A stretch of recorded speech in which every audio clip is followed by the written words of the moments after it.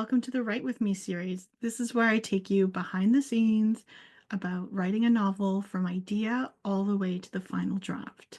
So let me ask you this.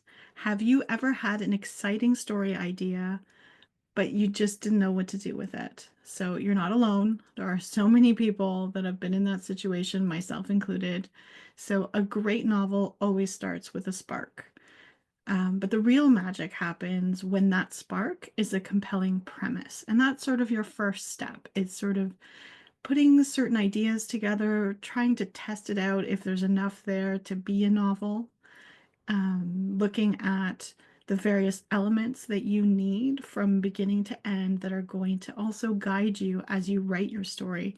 If ever you get lost in that messy middle, your premise is always something you can go back to and kind of make sure you're on the right track for the story you wanted to tell.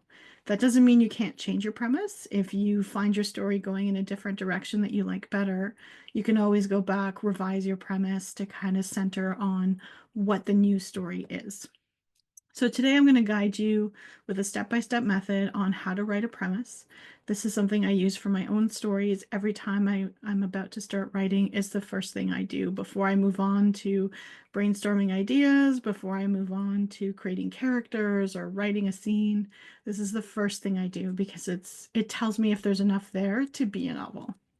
So on top of that, you will have a couple of exercises that you can apply to your own book and see where you are with your own premise. So let's start with the basics. An idea is just a spark. It could be a theme, a situation, a what if question, a piece of dialogue that popped into your head. So for example, a woman finds a mysterious letter from the future. That's an idea. That's not a story yet. It's not a premise.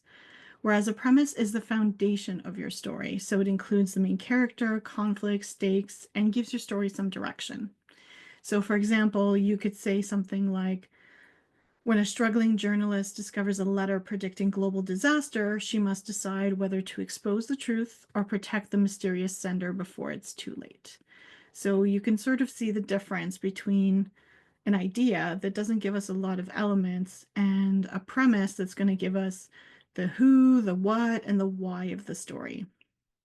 So if we take the Hunger Games as an example, Suzanne Collins had the idea of a televised survival event. So that doesn't exactly tell you much about what the Hunger Games eventually became, but it does tell you her general idea where she started with.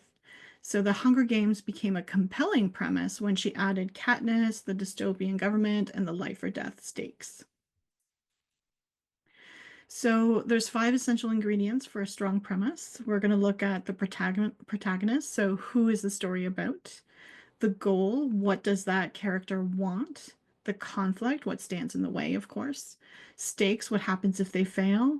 And that twist or unique element, sort of what makes the story different from all the other stories that are similar. So if you're writing a romance novel, what is it about your novel that gives a totally different or slightly different take on the trope or the type of story or the theme?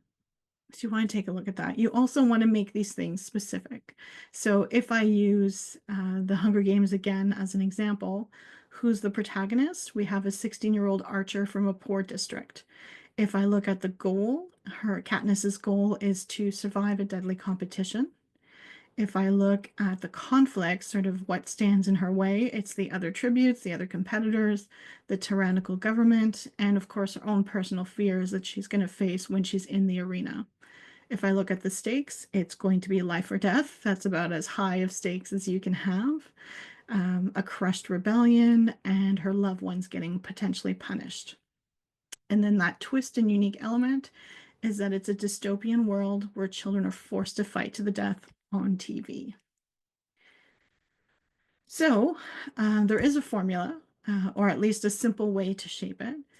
You can write your premise however you want as long as it has these elements in, but I'm just sharing a formula where it has all those elements in it and it's a little easier to follow. So the idea is when your main character faces the inciting incident of your story, they must, whatever their goal is, despite whatever the conflict is, or else stakes. So up on the screen, I have an example of the premise for Rocky. So when a washed up boxer, that tells us who he is, gets a once in a lifetime shot to win the world championship. That's again the inciting incident of the movie.